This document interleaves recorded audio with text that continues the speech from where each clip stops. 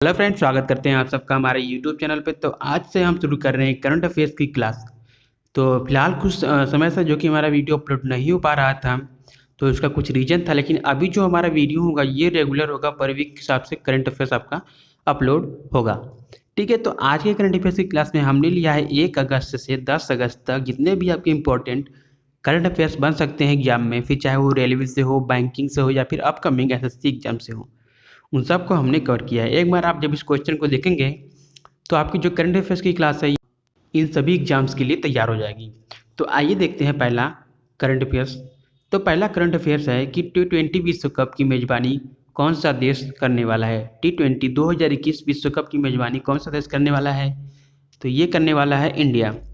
ठीक है, अगला है कि भारत के राष्ट्रपति के नए नियंत्रक एवं महालेखा निरीक्षक CAG कैग के रूप में किसे नियुक्त किया गया है या फिर कौन नियुक्त हुआ है? तो ये हुए हैं गिरीश चंद्र मुर्मू। ध्यान रखिएगा, गिरीश चंद्र मुर्मू जो कि इससे पहले जम्मू कश्मीर के उपराज्यपाल थे और इन्होंने जगह ली है राजीव महर्षि का। इन्होंने जगह ली है राजीव महर्षि का। और एक चीज़ और ध्यान पर रखिएगा यहाँ पर कि जो गिरीश चंद्र मुर्मू है, इन्होंने इस्तीफा दिया है जम्मू कश्मीर के उपराज्यपाल के रूप में इस्तीफा दिया है। और उसके बाद जो राष्ट्रपति हैं भारत के, उन्होंने जो इनका इस्तीफा ये स्वीकार किया है। उसके बाद इन्हें नियंत्रक एवं महालेखा निरीक्षक नियुक्त किया गया है। अगला है कि संघ लोक सेवा आयोग के नए अध्यक्ष के रूप में किसे नियुक्त किया गया है? संघ लोक सेवा आयोग के अध्यक्ष के रूप में किसे नियुक्त किया गया है? तो ये किया गया है प्रोफेसर प्रदीप कुमार जोशी को। प्रोफेसर प्रदीप कुमार जोशी को जो इनका कार्यकाल होगा ये होगा 12 मई 2021 तक, यानी कि 12 मई 2021 तक ये लोक सेवा आयोग के अध्यक्ष रहेंगे। और इससे पहले ये मध्य प्रदेश व छत्तीसगढ़ लोक सेवा आयोग के अध्यक्ष थे। ठीक है, तो अगला है कि अफगानिस्तान की संसद लोया जिरगा 9 अगस्त 2020 को कितने तालिबानों को मुक्त किया? अफगानिस्तान की संसद लोया जिरगा, ध्यान रखिएगा, लोया जिरगा 9 अगस्त 2020 को कितने तालिबानों को मुक्ति किया है? तो ये किया है 400 तालिबानों को। 400 तालिबानों को मुक्त किया है, जो कि 19 साल पुराने युद्ध को समाप्त कर शांति वार्ता की तरफ उठाया गया एक कदम है। वहीं राजधानी की बात करें तो अफगानिस्तान की राजधानी है कबूल और अफगानी मुद्रा यहाँ की मुद्रा है। राष्ट्रपति की बात करें तो ये हैं अशरफ गनी। और पीएम जो कि हाल ही दिनों में काफ़ी चर्चा में थे, तो जो यहाँ के पीएम है ये हैं अब्दुल्ला। ध्यान रखिएगा, पीएम है अब्दुल्ला और राष्ट्रपति हैं अशरफ गनी। अगला है कि किस देश के सर्वोच्च नेता ने अपना जो ट्विटर हैंडल है यह हिंदी भाषा में लॉन्च किया है? किस देश के सर्वोच्च नेता ने अपना ट्विटर हैंडल हिंदी भाषा में लॉन्च किया है? तो ये किया है ईरान के सर्वोच्च नेता अयातुल्ला खामनेई ने। अयातुल्ला खामनेई ने जो अपना ट्विटर हैंडल है यह हिंदी भाषा में लॉन्च किया है। अगला है कि हाल ही में श्रीलंका के नए पीएम के रूप में किसने शपथ ली है और यह शपथ उनको किसने दिलाई है? तो महिंद्रा राजपक्षे जो श्रीलंका के नए पीएम नियुक्त हुए हैं ये महिंद्रा राजपक्षे, और यह चौथी बार नियुक्त हुए हैं। ठीक है, तो उनके जो छोटे भाई हैं वो यहाँ के राष्ट्रपति हैं और इनका नाम है गोतबाया राजपक्षे, और इन्हीं ने इनको यह शपथ दिलाई है। गोतबाया राजपक्षे ने इनको शपथ दिलाई, जो कि श्रीलंका के राष्ट्रपति हैं। उसके अलावा महिंद्रा राजपक्षे 2006 से 2015 तक श्रीलंका के राष्ट्रपति थे। और इन क्वेश्चन और यहाँ से बन सकता है कि जो महिंद्रा राजपक्षे हैं इनकी पार्टी कौन सी है? तो ये Sri Lanka people's party, SLPP, Sri Lanka people's party. अगला है कि विश्व आदिवासी दिवस कब मनाया जाता है? तो विश्व आदिवासी दिवस 9 अगस्त इस बार मनाया गया है, यानी कि 9 अगस्त को मनाया जाता है। इस बार 9 अगस्त को यह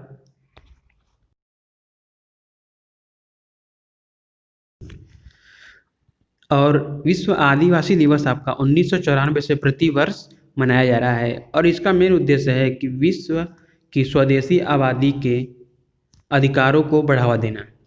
विश्व के स्वदेशी आबादी के अधिकारों को बढ़ावा देना। अगला है कि अब कौन से राज्य सरकार ने खुद की शिक्षा बोर्ड बनाने की घोषणा की है?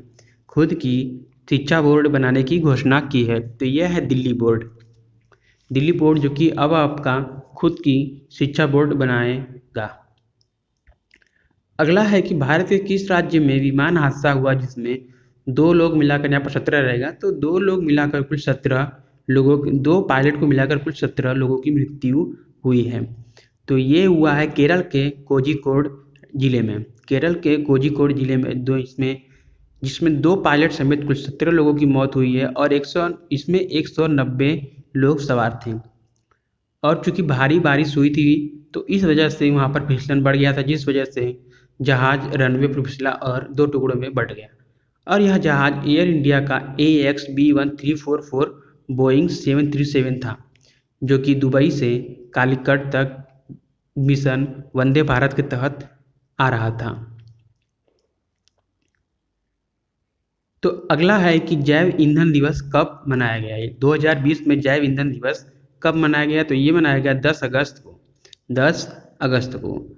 अगला है कि 31 जुलाई 2020 तक भारत के विदेशी मुद्रा भंडार में कितने प्रतिशत की वृद्धि की हुई है, तो 2020-21 तक जो इस बार जो वृद्धि दर्ज की गई है ये आपका 56.8 अरब डॉलर 56.8 अरब डॉलर की वृद्धि इस बार दर्ज की गई है, या फिर 5.68 बिलियन डॉलर की जो वृद्धि है भारत में इस बार विदेशी मुद्रा की, ये दर्ज की गई है।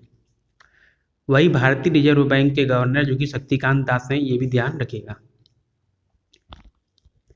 तो अगला है कि हाल ही में रक्षा मंत्रालय ने कुल कितने रक्षा उपकरणों के आयात पर प्रतिबंध लगा दिया है, तो 101 रक्षा उपकरण वस्तुओं पर प्रतिबंध लगाया है, जिसमें artillery gun, assault rifle, transport aircraft, radar जैसी कुछ चीज़ें हैं।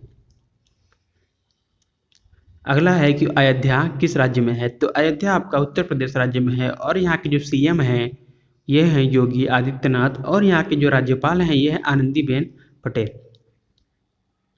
अगला है कि अयोध्या में राम मंदिर के लिए कितने करोड़ का जो बजट है यह पास हुआ है, तो यह लगभग हुआ है 300 करोड़ का बजट पास। फिर अगला क्वेश्चन है कि हाल ही में किस देश ने पर्यावरण आपातकाल की घोषणा की है। हाल ही में किस देश ने पर्यावरण आपातकाल की घोषणा की है, तो ये की है मॉरिशस ने। मॉरिशस के प्रधानमंत्री हैं प्रविंद जुगनाथ, ध्यान रखिएगा, प्रविंद जुगनाथ। और यहाँ की जो मुद्रा है ये मॉरिशियाई रुपया है। और वहीं अगर हम बात करें यहाँ पर जो आपातकाल की घोषणा की गई है किस कारण की गई है, तो जापान की एक डीजल से भरा जहाज जैसे ही मॉरिशस तट पर पहुंचा तो समुद्री तूफानों की चपेट में आ गया, जिस कारण 200 टन, जिसमें 200 टन डीजल रखे हुए थे, ये समुद्र में फैल गया, जिस कारण हजारों मछलियां यहाँ पर हर रोज मर रही हैं। तो अगला है कि विश्व एलिफेंट दिवस कब मनाया जाता है, तो यह मनाया जाता है आपका 12 अगस्त को। यह मनाया जाता है आपका विश्व एलिफेंट दिवस 12 अगस्त को। और अब तक विश्व भर में कुल आगे एक आंकड़े के मुताबिक 4 लाख अफ्रीकन एवं 40,000 एशियाई हाथी हैं। 4 लाख अफ्रीकन एवं 40,000 एशियाई हाथी हैं। चीन भारत छोड़ो हाल ही में किसके द्वारा चलाया गया अभियान है, तो चीन भारत छोड़ो confederation of all India traders द्वारा चलाया गया एक अभियान है, जो कि खुदरे कारोबारी का संगठन है। अगला है राष्ट्रीय हथकरघा दिवस कब मनाया जाता है, तो 7 अगस्त 2020 को इस बार था। 7 अगस्त को यह राष्ट्रीय हथकरघा दिवस था। अब फिर अगला है आपका क्वेश्चन कि भारत छोड़ो आंदोलन की 78वीं वर्षगांठ कब मनाई गई है। भारत छोड़ो आंदोलन की 78वीं वर्षगांठ कब मनाई गई है, तो यह मनाई गई है आपका 8 अगस्त को। क्रिप्स मिशन की असफलता के बाद गांधी जी ने मुंबई के ग्वालिया टैंक मैदान में भारत छोड़ो आंदोलन के तहत करो या मरो का भी नारा दिया था।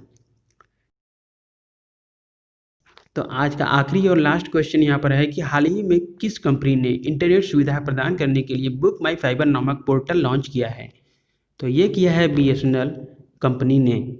भारत संचार निगम लिमिटेड ने यह बुक माई फाइबर नामक पोर्टल लॉन्च किया है। तो दोस्तों आज की इस वीडियो में बस इतना ही। देखने के लिए आपका धन्यवाद।